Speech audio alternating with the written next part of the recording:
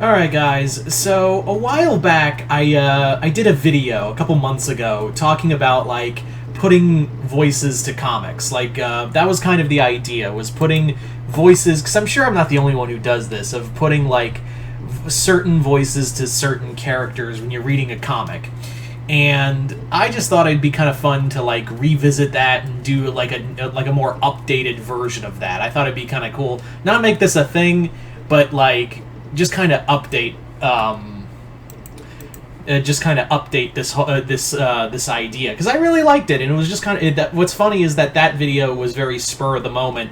So I was just like, you know what, I would I want to kind of expand it, because I've had like other few ideas here and there, and I thought it would be kind of fun to like do this as a fun idea again. And as always, I know this video sounds crazy. Anyway, so I'm just gonna reiterate some of the real quick, some of the others that I like when I'm reading a comic and hearing the voice of the character. Obviously, when you talk about something like that, Kevin Conroy as Batman, like, he is the voice of Batman no matter what. Like, there's no other way to put it. Like, there's no other way. When you read a Batman comic, all you hear is Kevin Conroy's voice. Unless it's like a Silver Age or more goofier story, then for me it's either Adam West or Diedrich Bader, from the voice of Harley Quinn Batman and Batman Brave the Bold. So that's kind of how it goes. Sometimes if it's a different style of the character, I'll think of something like or that fits the tone.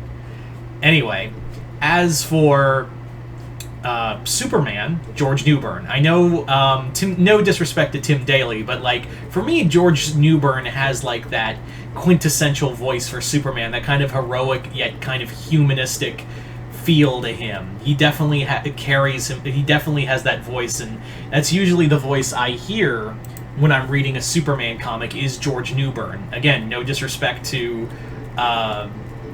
Absolutely no disrespect to Tim Daly. I'm just saying, like, this is just how my head works. I don't make the rules here. I don't make the rules here. I just follow the voice in my head.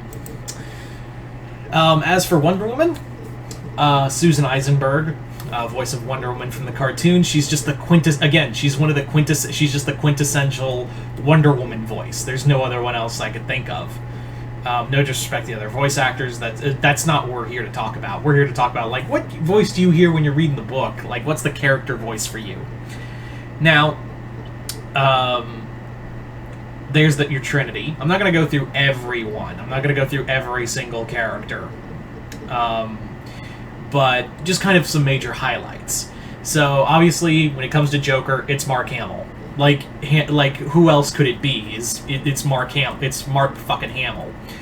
As for Catwoman, Grey DeLisle, I think she does a fantastic job as Catwoman, and she's just kind of has that tone and just kind of that sensuality, as well as the in tone, the sensual tone, as well as the promiscuousness that Selina has, and just nails it perfectly. So whenever I hear Catwoman, I hear Grey DeLisle's voice when I'm reading a Catwoman book.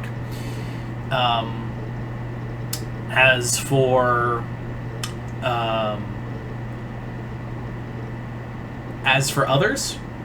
other characters, I would say I'm gonna say, like, I won't go to transition to Marvel yet, but like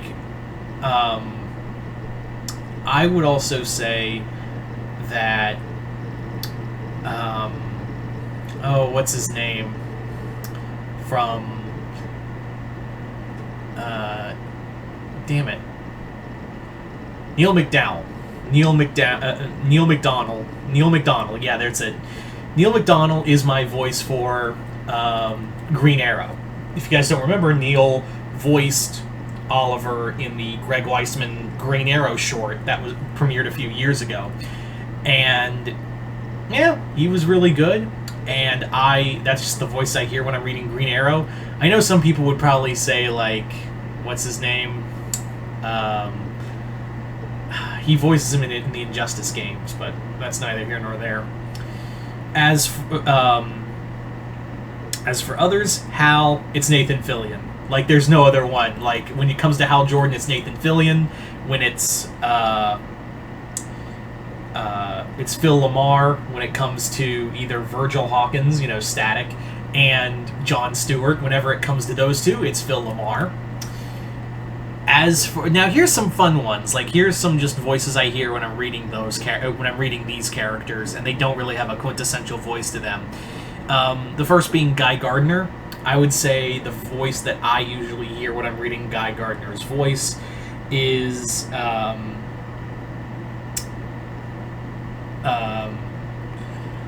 oh shit, I forgot. It's been a long day. This is gonna sound a little weird, but Steve Blum. He does like this fun like, for some reason he can do normal characters. So Steve Blum, but it's a little hard to explain. Now, that's just a few for DC. As for Marvel, Marvel's a different story. There's a lot of characters I can think of. First and foremost, Spider-Man, Josh Keaton. But it's kind of weird because there's two different ways to look at it. Is that Josh Keaton, for me, is like the voice for the younger... When I'm reading a Spider-Man in his younger years, and when it's in Spider-Man in his older years, I hear the voice of Christopher Daniel Barnes, the voice of Spider-Man from the 90s cartoon. I know it's weird, but that's just how my brain works. As for Wolverine, it's Carl Dodd. The classic and only voice of Wolverine. No disrespect to Stephen Blum, but yeah, it's kind of the same thing with Kevin Conroy as Batman. Carl Dodd was the perfect voice for Wolverine, and I just can't think of anyone else outside of that.